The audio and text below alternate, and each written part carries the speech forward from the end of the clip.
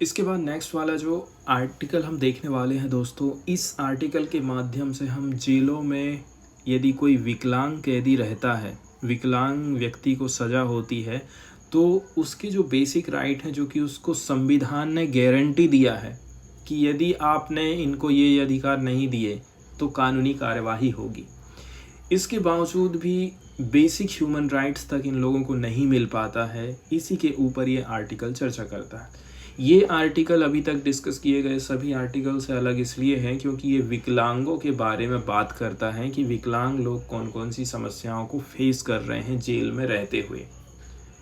तो Indian prisons में विकलांगों की क्या स्थिति है, इन सब के बारे में ये आर्टिकल बात करता है। 250 शब्दों में यदि हमको आंसर राइटिंग करना रहेगा तो उसकी लाइनें कुछ इस प्रकार से ग्रीन रहेंगी, जिसमें हमको बोला जाएगा कि भाई नॉर्मली तो सब लोगों को जेल में रहना मुश्किल ही है, उनके अधिकारों का मिलना भी मुश्किल ही है, लेकिन सबसे ज़्यादा दिक्कत जाती है ऑल प्रिजनर्स में से ऐसे प्रिजनर्स जो कि डिसेबल हैं, विकलांग हैं, दिव्यांग हैं। ये लोग ग्रेटर चैलेंजेस को फेस करते हैं।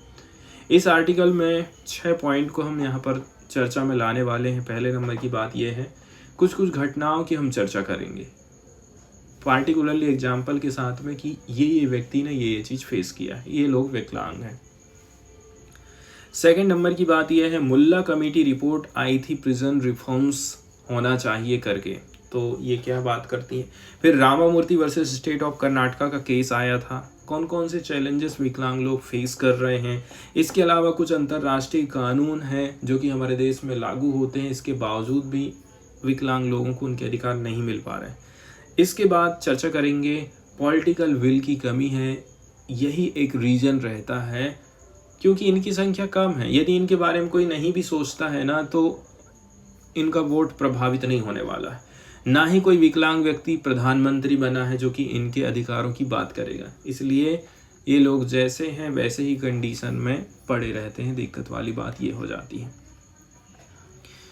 तो पहला जो घटना हम देखेंगे वो क्या है, क्रुएल्टी जो फेस की गई है साईं बाबा के द्वारा, जो कि प्रिजनर्स विद डिसेबिलिटी के अंतर्गत आते हैं। तो इनके ऊपर ये बताया जाता है, प्रोफेसर GN साईं बाबा की जो स्टोरी रही है, ठीक है, ये कोई कहना चाहिए सिंगल एग्जाम्पल नहीं है कि इनको जस्टिस नहीं मिल रहा है, क्रुएल्टी इन्होंने फेस किया है जेलों में।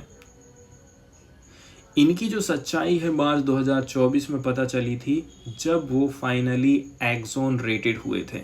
एक्सोनरेटेड हुए थे मतलब जेल से बरी हुए थे। ये वर्ड है, यहाँ पर आप इसको देख सकते हैं, एक्सोनरेटेड मतलब बरी होना, ठीक है। तो जब ये जेल से बरी हुए तब जाकर के इन्होंने अपनी कहानी बताई लोगों को, ठीक है, अपने व्यू को शेयर किया। लेकिन कुछ महीने की बाद ही हम देखते हैं अक्टूबर 2024 में इनकी डेथ हो जाती है। तो जेल में तो ऐसा ही होता है, पुलिस वाले लोग इतना मारते हैं, मार मार के ही ख़त्म कर डालते हैं। ये कंडीशन हो गई, टॉर्चर बहुत ज़्यादा किया जाता है।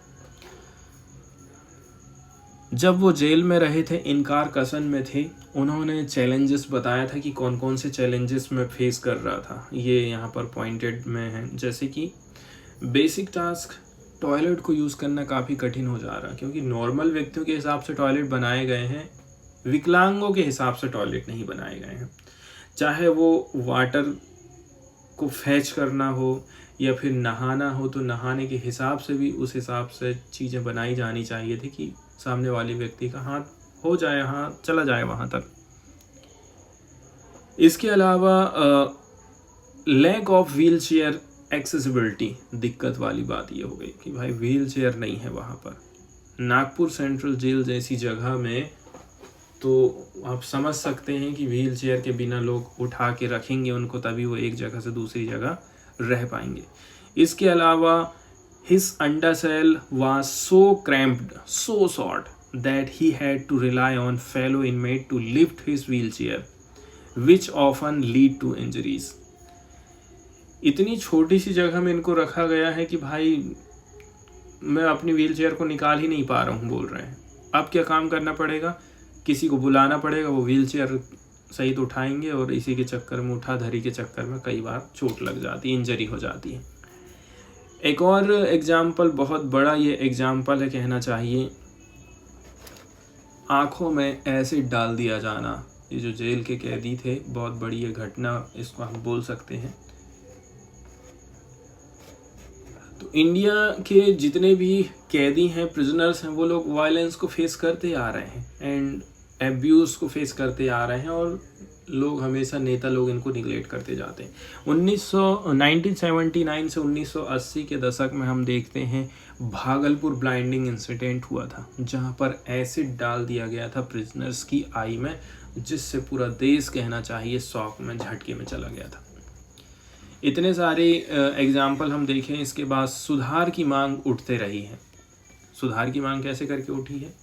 एक कमेटी आई थी उसी टाइम में 1980 के दशक में, मुल्ला कमेटी, जिसने बोला था कि रिफॉर्म्स होने चाहिए जेल के कैदियों के लिए, जेलों में रहने वाले लोगों के लिए, जिसमें बोला जाता है कि आप कुछ एक्सटेंसिव उपाय अपनाइए ताकि इम्प्रूवमेंट हम ला सकें प्रिजन की कंडीशन में, एंड एडमिनिस्ट्रेशन है उसको भी बेटर बनाने की ज़रूरत है। फिर Ramamurthy versus state of Karnataka का केस आता है 1996 में, ठीक है, बंगलुरु के सेंट्रल जेल में, ठीक है, इनमेट ने, मतलब वहाँ का जो कैदी है, उसने लिखा था किसको? चीफ जस्टिस ऑफ इंडिया को, यहाँ पर जो दुखद कंडीशन चल रही है, ठीक है, यहाँ पर कुछ कुछ वर्ड आए हैं जिनको हम देख लेते हैं, मीनिंग के लिए काम आने वाले हैं। ये देखिए, एक वर्ड आया है डेप्लोरेबल। डेप्लोरेबल का मतलब होता है दुखद कंडीशन। तो Ramamurthy versus state of Karnataka की यदि हम चर्चा कर लेते हैं, तो ये केस फिर कहाँ जाता है भाई?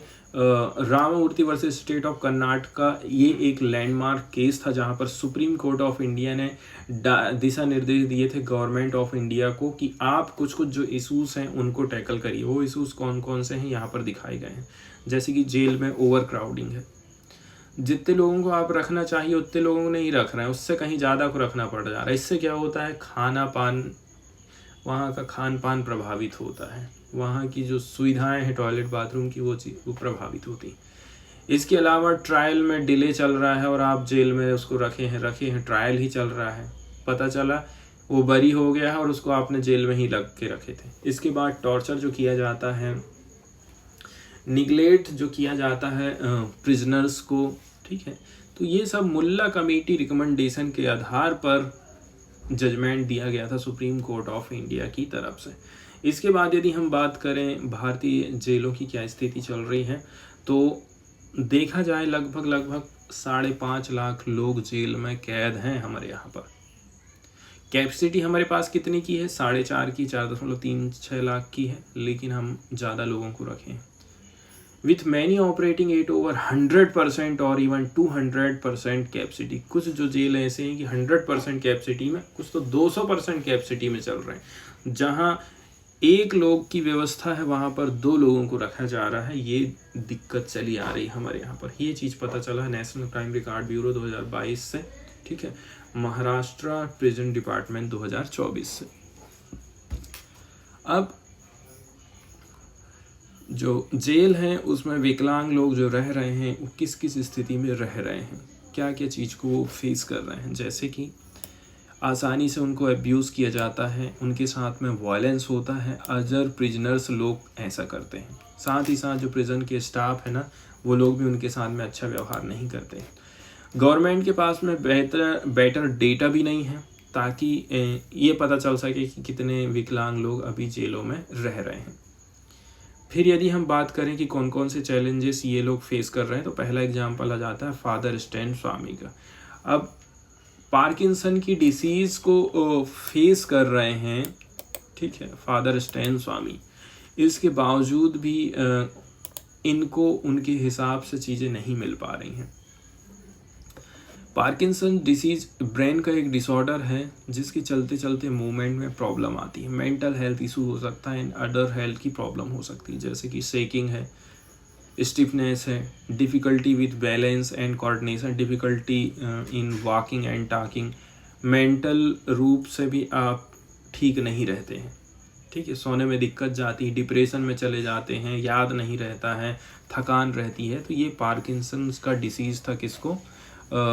फादर स्टैन स्वामी को। इसके बावजूद भी इनको इनके बेसिक राइट नहीं मिल पा रहे थे। इनको असिस्टिव आइटम नहीं प्रोवाइड किए जा रहे थे, सच एज स्ट्रॉ, इनको एक छड़ी दे दे ताकि वो थोड़ा बहुत चल सकें, साथ ही साथ and a sipper during his imprisonment. ठीक है, इन सब के चलते चलते आप देखेंगे इनके भी जो बेसिक राइट्स हैं वो प्रभावित हुए थे। सेकेंड नंबर की बात हम बातचीत कर रहे हैं रैम्पेड इनएक्सेसिबिलिटी की। 2018 में एक ऑडिट हुआ था Tihar jail, Rohini jail, Mandloi jail Delhi में। इसको कंडक्ट कराया गया था निपमेम फाउंडेशन। इसने हाईलाइट किया था कि कैसे करके एक्सेसिबिलिटी का गैप है, जो चीज़ इन लोगों को चाहिए वो चीज़ इनको नहीं मिल पा रही है। फंक्शनल व्हील चेयर, काम चलाऊं व्हील चेयर तक नहीं मिल पा रही है। प्रिजन सेल्स इनएक्सेसिबल है, टॉयलेट नहीं मिल पा रहा है, मुलाकात रूम नहीं है, रिक्रिएशनल स्पेस नहीं है, वाटर कूलर नहीं है। ठीक है, water coolers located on floors which lacked accessible entries, ये कहाँ पर रखी गई हैं? जहाँ पर जिसकी हवा कोई किसी को मिल ही नहीं रही है। तो इस प्रकार से लैक ऑफ एक्सेसिबिलिटी हमको देखने को मिलती है। कुल मिलाकर के बहुत सारे अधिकारों की हम बात करते हैं, बहुत सारे अधिकारों की चर्चा करते हैं, बहुत सारे कानून हम लेकर के आते हैं, ये केवल पेपर में ही है, अभी तक लागू अभी तक नहीं हुए हैं। Upendra Bakshi versus state of UP की बात करें 1983 की, कोर्ट ने एफर्म किया था कि जो प्रिजनर्स हैं इनको राइट टू लाइफ का अधिकार है in human condition with dignity. 1983 में भी ये जजमेंट आया था। अब सबसे महत्वपूर्ण हिस्सा आ जाता है कि अंतर्राष्ट्रीय कानून कौन कौन से हैं जो कि हमारे देश में लागू होते हैं। जैसे कि नेल्सन मंडेला रूल्स 2015 है। कौन सा रूल है? नेल्सन मंडेला 2015 रूल है। ये इंटरनेशनल कानून हमारे देश में लागू होता है। इसमें बोला जाता है प्रिजन का जो एडमिनिस्ट्रेशन है वो रीजनेबल एकोमोडेशन प्रोवाइड करेगा, एडजस्टमेंट प्रोवाइड करेगा प्रिजनर विद डिसेबिलिटीज़ को। इसके बाद United nation convention on the right of the person with disabilities कानून है, जिसमें टॉर्चर नहीं कर सकते, क्रुएल्टी नहीं कर सकते, इनह्यूमन वर्क नहीं कर, अमानवीय कार्य नहीं कर सकते। ठीक है, एंड पनिशमेंट, डिग्रेडिंग ट्रीटमेंट और पनिशमेंट फॉर डिसेबल पर्सन। इसके बाद कानून आता है 2016 का, ये तो भारत का ही कानून, right of person with disabilities act 2016 हम लेकर के आए थे। इसी प्रकार के जैसे कि इंटरनेशनल ऑब्लिगेशन है, ठीक उसी प्रकार के ऑब्लिगेशन 2016 के भी कानून में हमको देखने को मिलते हैं, जिसमें बोला जाता है सरकार को प्रोटेक्ट करना पड़ेगा, डिसेबल लोगों का एब्यूज़ नहीं होना चाहिए, वायलेंस नहीं होना चाहिए, एक्सप्लॉयटेशन नहीं होना चाहिए। ठीक है, एंड आप ये नहीं कह सकते कि उनको खाना नहीं देंगे, उनको पानी नहीं देंगे, ऐसा नहीं हो सकता। इसके बाद एक और कानून है हमारे देश का, 2016 में ही ये आया था, ministry of home affair model prison manual 2016 आता है। ये भी इन्हीं के अधिकारों की चर्चा करता है।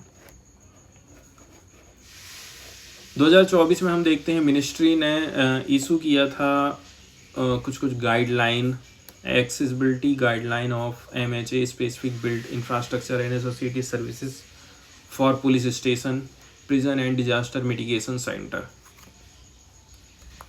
पॉलिटिकल विल सबसे ज़्यादा महत्वपूर्ण हो जाता है, और जैसे कि मैं शुरू में ही बता चुका हूँ आपको कि इन लोगों के अधिकारों की बात कोई क्यों नहीं करता है, रीज़न वही हो जाता है।